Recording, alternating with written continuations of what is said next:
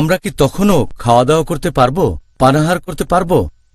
যখন শুনব যে মুয়াজ্জিন ফজরের আজান দেয়া শুরু করেছেন, তখন কি খাওয়ার অনুমতি আছে? কিছু মুসলিম, আমি জানি না এটা ঠিক না ভুল, তবে কিছু মুসলিম মনে করে যে ফজরের আজান শুরু হয়ে গেলেও আমরা সেহরির খাওয়া দাওয়া চালিয়ে যেতে পারি।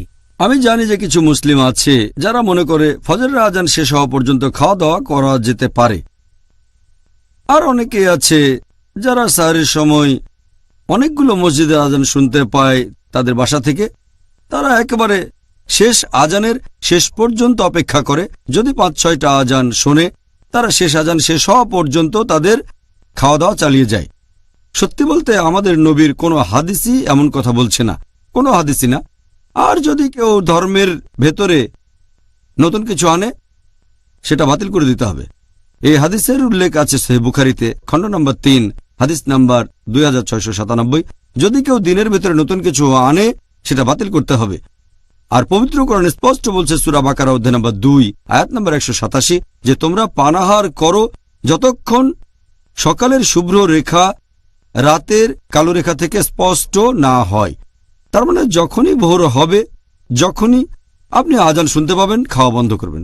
আর সহিহ বুখারীর আরেকটা হাদিস আগে বলেছি, খণ্ড নম্বর ৩, বুক অব ফাস্টিং, হাদিস নম্বর 1918 এবং 1919। এখানে আয়েশা রাদিয়াল্লাহু আনহা বলেছেন, যখন তোমরা বিলাল রাদিয়াল্লাহু আনহুর আজান শুনবে, পানাহার চালিয়ে যাও যতক্ষণ না তোমরা ইবনে মাকতুমের আজান শুনতে পাও, কারণ তিনি যখন আজান দেবেন সেটাই ফজরের ওয়াক্ত, যে ভোর হয়ে গেছে। তার মানে ফজরের আজান শুনলেই খাওয়া বন্ধ করবেন, আজান শুনলেই সাহারি বন্ধ করবেন। তবে আমাদের নবী মুহাম্মদ সাল্লাল্লাহু আলাইহি ওয়াসাল্লাম কিছুটা ছাড় দিয়েছেন। এই সহিহ হাদিসটা উল্লেখ করা হয়েছে সুনান আবু দাউদ, খণ্ড নম্বর ২, বুক অব ফাস্টিং, হাদিস নাম্বার 2343।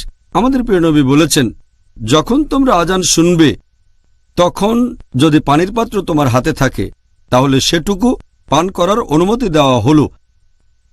তাহলে নবী সাল্লাল্লাহু আলাইহি সাল্লাম আমাদের একটা ছাড় দিয়েছেন যে আজানের সময় খাবার বা পানীয় থাকলে হাতে, তোমরা সেটা খেয়ে নিতে পারো।